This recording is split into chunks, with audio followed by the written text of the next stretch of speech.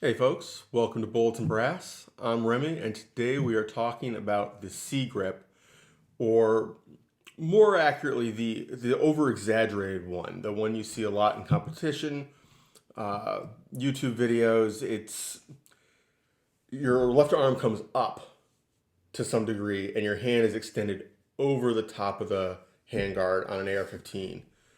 Usually, I mean, they do it on other rifles too. Why?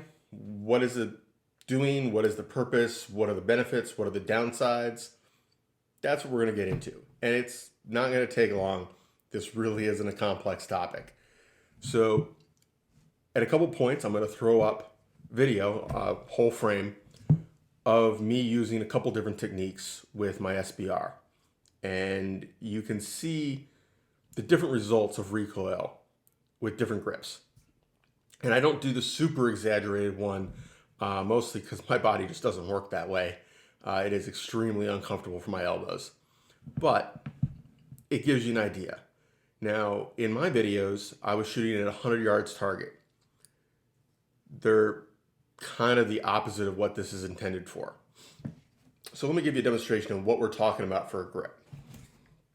So, typical AR-15, a typical grip. People hold it like this, people hold it like this, people hold it here, people hold it out here. What we're talking about is when people go like this. They get that grip up and over, and they cock that elbow. Or they've got it extended all the way. This isn't long enough for me to do that. But the key is that instead of just maybe having a thumb come up and over, they've got a good chunk of their hand up and over. Now, even just getting your thumb up and over has some of these benefits, which is what we're going to talk about. Now, the intended purpose, that's pretty simple. It is intended to make you faster. At close range, when you're less worried about precise shot placement versus time between shots, your split times. A good strong C grip, or even, without even going to the over exaggerated one, it takes all that recoil force that would have gone into going upward. Because if you hold the gun like this, path of least resistance, you're holding it on the sides and bottom, it's going to go up. Now, that doesn't matter what kind of recoil system you have. That's the path of least resistance. It's going to go upward. Now, how much depends on your rifle. You put a grip over the top, now I've got 360 degrees to some extent. It doesn't have anywhere to go. Much more of the force comes straight back with less effort to go up because I've equalized my pressure around that grip. Now, it's a great theory. In reality, it isn't quite that perfect, but there's definitely a noticeable difference. But it is an awkward grip. It is not a grip for precision shooting. Me shooting at 100 yards, you get to see that my actual split times for aimed fire, not significantly different. Now, bring that into 20 yards, 25 yards, and I'm not worried about precision hits. I'm just worried about hits on target. Definitely there's going to be a difference. Particularly because it simply won't move off target that far enough. I'll be able to just keep pulling the trigger and keep making hits, versus the other grip, I may have come off target between shots and I've got to reacquire the target before I take the next shot. Now, most of that comes down to the grip position. Not all of it.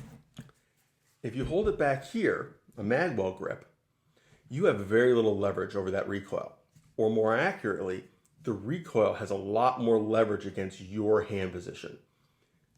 You've got a very short movement arm here. It has a very long one. It doesn't take a lot for it to lift relatively far out here compared to your hand. Your hand moves a little bit, the barrel moves a lot. If you put your grip out here, it's got to move your whole arm and your torso significantly more to move that barrel that amount. Back here, very small amount of movement here, a lot of movement there. To get the same amount of movement out there, it's got to move my hand a lot further. Now we're talking maybe you get into double-digit percentages. I mean, maybe we get to 10 or 20% difference. But those are critical differences if you're in competition. If you're competing in 3-gun or 2-gun and people are winning or losing by tenths of a second, even hundredths of a second in some cases, that can be a big advantage. What else we got? I got some notes here that I've acquired. Visibility. A lot of the detractors of this technique basically argue that when you're like this, with the exaggerated grip, and you've got your head down, you can't see that way as well. My argument is this is not a combat grip, really. Not in the sense that it's meant for extended use in visibility. It's I am moving and shooting quickly, short range. If you're using this in combat, it's probably house clearing. And there's probably 5 of you or 10 of you in a group going through this house. You know, it's a squad or a fire team moving through. You're not looking over there. You're looking at your zone. You've got your cone of responsibility. You don't care. That's somebody else's job. Now, yes, you want to peripherally be aware of it, but you can. And you can do sweeps. You can do it. But what they're talking about is, if you do this, I have limited visibility over there and over there.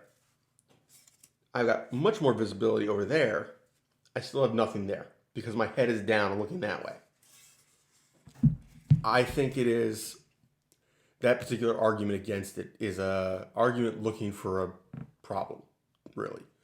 I think that most of this grip's purpose is extremely short duration, extremely high rate of fire, under movement, and close range. You are 20, 30 feet to your target. This is not the extended range targets. This is when you're doing 3-gun and the target, it's the close rifle targets. It's the fast ones. The minute you reach out further, you change your grip. Even if it's just to a more relaxed C grip, you might bring your arm on a little further, because out here, you have more leverage over the gun, but you have less leverage for support. I mean, you're holding your arm out here. What's holding the rifle? I mean, that's all your shoulder. You bring it in here, now you've got some support. But now the rifle can bounce. Everything has got its place. I'm not saying it's good. I'm not saying it's bad. I'm saying that you have to use what works for your scenario. I think that this grip works wonderfully for what it's intended. I think it's a waste of time for things it wasn't intended for. Makes sense, right? What else we got in here? I knew I'd get sidetracked. I'm trying to cut down the editing, guys. We talked about the minimal split time difference, which you'll see in the video.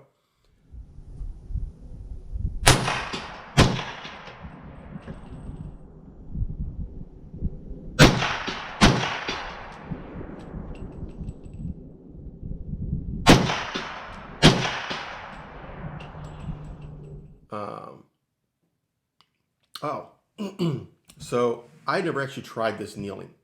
Just had never come up. I don't do a whole lot of shooting kneeling, to be honest. I did it because the bench doesn't work for this. It's kind of pointless. And it was too damn cold to go prone. And I had more ammo. What are you going to do? So I went kneeling and I tried it. I honestly think it has more advantages kneeling for close-in shots than it did standing. I think standing, there's a lot of things that can work, and the differences are minor. What I noticed when I was kneeling, the fact that this elbow is sitting on your knee or your thigh, it really promotes bounce on that rifle. It really, it has nowhere to go, and it just pushes that rifle up off target. When I brought the arm up and free floated it, essentially, I mean, not free float as in the barrel, but it's not touching anything else, much faster, much more comfortable. I really liked it. kind of surprising for me. I'm not a speed shooter normally. My times to hit that 100-yard target that way were much better.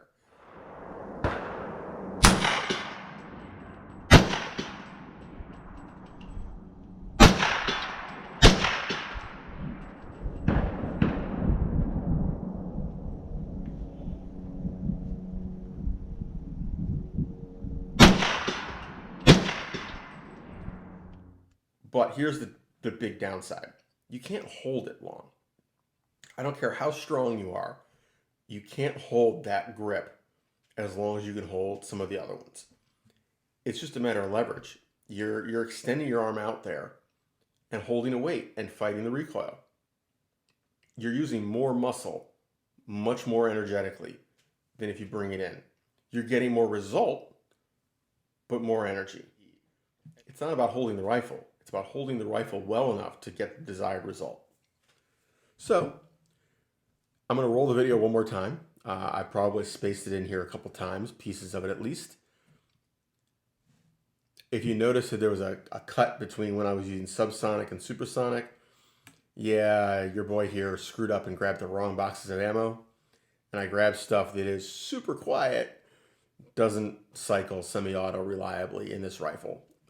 It does, sorry, in my SBR, not this rifle. It does with a different upper. It's not the upper I had with me. Wasn't paying enough attention to what I grabbed. They said subs, I grabbed them. What are you gonna do? So I had to switch to supersonic, and I don't know if it shows up in the video you guys get to watch, but there were some impressive jets of flame because with a 7.5-inch barrel, even with an 8-inch suppressor, yeah, I did not expect that much flame out the front of that gun. But it was cool. It was fun, and it did the job. We got the video. So take care, have fun, stay safe, y'all, and keep shooting.